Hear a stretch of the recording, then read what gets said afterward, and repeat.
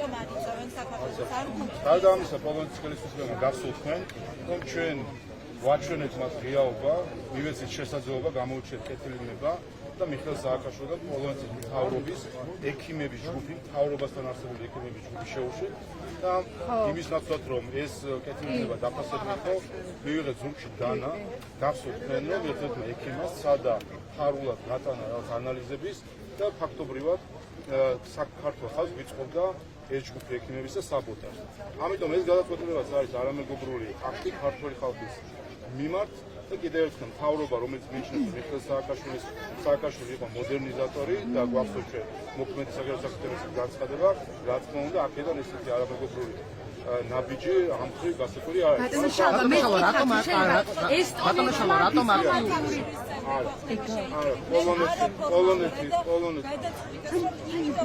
რატომ აქტიურობს განსაკუთრებით ეს ქვეყნები და მათი საგარეო საქმეთა მინისტრი? პოლონეთმა როგორც თავმჯდომარე ქვეყანამ არის ორგანიზატორი ამ შეხვედრის და ეს არის პოლონეთის გადაწყვეტილება თქვენი ცით მათ შორის მანამდე მაწოდეთ პასუხი. ხალხის მთავრობას რომელსაც მოსწონს მიხეილ სააკაშვილი და ფიქრობს რომ მიხეილ სააკაშვილი არის მოდერნიზატორი, აი იმასთან როგორ უნდა დაალაგდეს ქართველი ხალხი.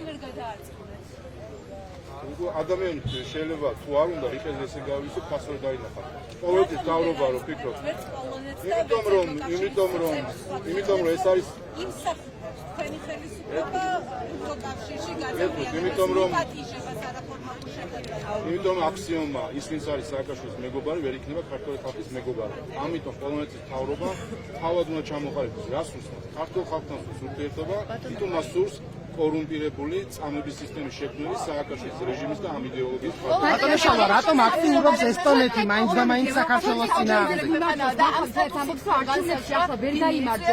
რატომ აქტიურობს ბატონო ესტონეთი განსაკუთრებით? საპარლამენტო ფორმატშიც და იცით გახსოვთ თქვენ რომ მოწვეული კომიტეტის თავმჯდომარე გაიწვიეს ასე ვთქვათ, გახსოვთ რამდენიმე კვირის წინ იყო ეს შემთხვევა, ასე რომ სამწუხაროა პოლონეთის ხელისუფლების არამეგობრული დამოკიდებულება ქართველი ხალხის მიმართ. სააკაშვილის მეგობრობას უნდათ რომ გადააყოლონ პოლონელი ხალხის და ქართული ხალხის მეგობრობა.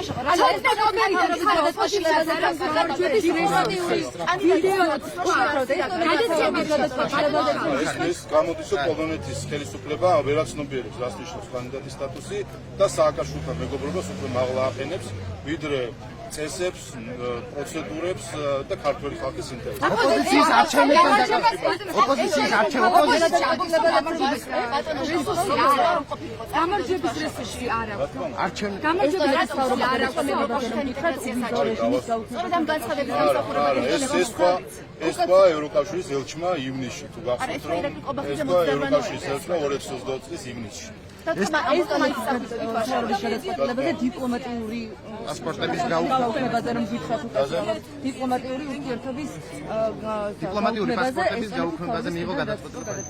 კიდევ ერთხელ ეს არის საინფორმაციო ხმაური, ახლა ერთი გადაწყვეტილება რომელიც იქნა მიღებული 2 თვის წინ, ასე ხა კვირა გამოშვებით უნდათ რომ მისცენ საკვები, მისცეს ესტონეთის საგარეო საქმეთა მინისტრის საკვები თავის თანამემიტინგეებს. გახსოვთ რომ ის მონაწილეობდა NGO და რადიკალ ოპოზიციასთან ერთად ანტიქართულ აქციაში, ასე რომ ახლა მისი მხრიდან ეს ნაბიჯები გასაგები არ არის. ოპოზიცია თვითმმართველობის არჩევნებზე თავად ოპოზიცია ამბობს. თვითმმართველობის არჩევნებზე ცოტნე კონფერენცია თქვა და ასევე გადაცემაში რომ არ აქვს ოპოზიციას გამარჯვების რესურსი თვითმმართველობის არჩევნებში და ისედაც რომ ჩატარებული იყო ხელახალი არჩევნები, რასაც ითხოვს ოპოზიცია, მათ შორის საპარლამენტო ვერ გაიმარჯვებდნენ. რა თქმა უნდა, როგორ შეიძლება უცხოელი წინაშე სამფეხზე მდგომმა ოპოზიციამ რაიმე იმედი კონდეს წარმატებისა არჩევნებზე. ესეც ხომ არის ბუნებრივი და თავისთავადი, რომ ოპოზიცია, რომელიც ერთადერთ რამეს პირდება ამ ურჩევნს, ერთადერთ რამეს, რომ იმოქმედებენ გარედან მიღებული რეკომენდაციებით თუ რჩევებით თუ მითითებებით თუ ასე შემდეგ.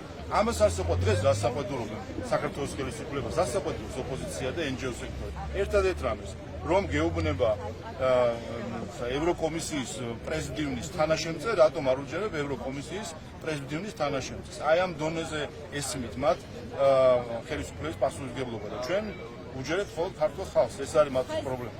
თვითმმართველობის არჩევნებზეც უნდა კითხოთ, ოპოზიციის ნაწილი ემზადება, ნაწილი მალავს რომ ემზადება, ნაწილი მალავს რომ ემზადება. თქვენ გჯერათ მათი პრინციპულობით თვითმმართველობის ოპოზიციის თვითმმართველობის ნაწილი ემზადება უკვე, ნაწილი ამბობს რომ არ მიიღებს. ჯერა კი დანამდვილებით ვიცი, რომ ამ მომენტისთვის ლელო და საქართველოსთვის არათუ ემზადებიან უკვე აქტიურ მოქმედებებზე არიან გადასული, რეგიონის მითითებები აქვს მიცემული. სასაცილოა ახლა რომ თავის ამომრჩევლებს რომ თვალში ნაცავს აყრიან და თავის და მოაქვთ რევოლუციონერებად ამ ადამიანებს და ამ დროს დაწყებული აქვს ორგანიზება და მომზადება არჩევნებისთვის. პატარა ქვეყანა არის და ყველა ამას ხედავთ. მით უმეტეს ადგილობრივ თვითმმართველობის არჩევნები არის და ეს ყველაფერი რეგიონში ჩანს და არ იმალება. უნდა შევხვდეთ ხანძარაში და ტრაპეზზე გამოიხვალ დაიბარებენ თეატრიან საერთოდ დაიბარეს ექსპერტული საგამოძიებო კომისიაში ეს რომ განმარტოს და ეს კომისიას უნდა კითხო. ვენერას უნდა გამოცხადოს უნდა გამოცხადოს ხანძარას და ჭაპელს ვისი გარეთ? რატომ დაიბარა საგამოძიებო კომისიაში ამის ახსნის ვალდებულება არავის არ აქვს. საგამოძიებო კომისია მოქმედებს პარლამენტის მანდატით და ყველა ნება უნდა იკოწოს და მოვიდეს საგამოძიებო კომისიის დომაზე. ერთი რამე მინდა უთხრა ამ ადამიანებს, რომლებიც არ მოვიდნენ პარლამენტში საგამოძიებო კომისიის დომაზე.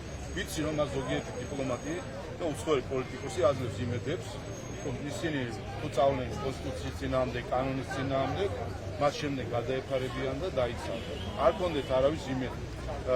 იმიტომ საქართველოს კანონმდებლობის წინააღმდეგ წასვლა, რითაც ქართული ხალხის წინააღმდეგ წასვლა. მათ ჰქონდათ არჩევანი, წასულიყო ქართული ხალხის წინააღმდეგ, თუ წასულიყო რომელიღაცა დიპლომატების წინააღმდეგ. ამათ არჩევანი გააკეთეს და წასულიყო ქართული ხალხის წინააღმდეგ და პასუხსაც მიიღებენ შესაბამის ქართული ხალხისგან არჩევნებზე და რა თქმა უნდა ჩვენი კანონმდებლობისგანაც. სამაისებს რომ გითხრათ. დღეს მე-80 წელიწადი არის ფაშიზმზე გამარჯვებისა, იმ დიდი გამარჯვებისა, რომელშიც ჩვენ ხალხს უდიდესი წვლილი აქვს შეტანილი. 300,000 ჩვენი მოქალაქე დაეცა ამ ბრძოლებში, 300,000 ქართველი შეეწირა. როგორც ჩვენი ქვეყნის დაცვას ფაშიზმისგან და ნაციზმისგან, ისე ევროპის გათავისუფლებას ნაციზმისგან. რომ არა ეს ყველაფერი, ევროპა დღეს არ იქნებოდა ისეთი, როგორიც არის. ამიტომ მნიშვნელოვანია, რომ ყველამ დააფასოს დღევანდელი დღე და დააფასოს ქართველი ხალხის წვლილი მეორე მსოფლიო ომში ნაციზმის დამარცხებაში. მადლობა.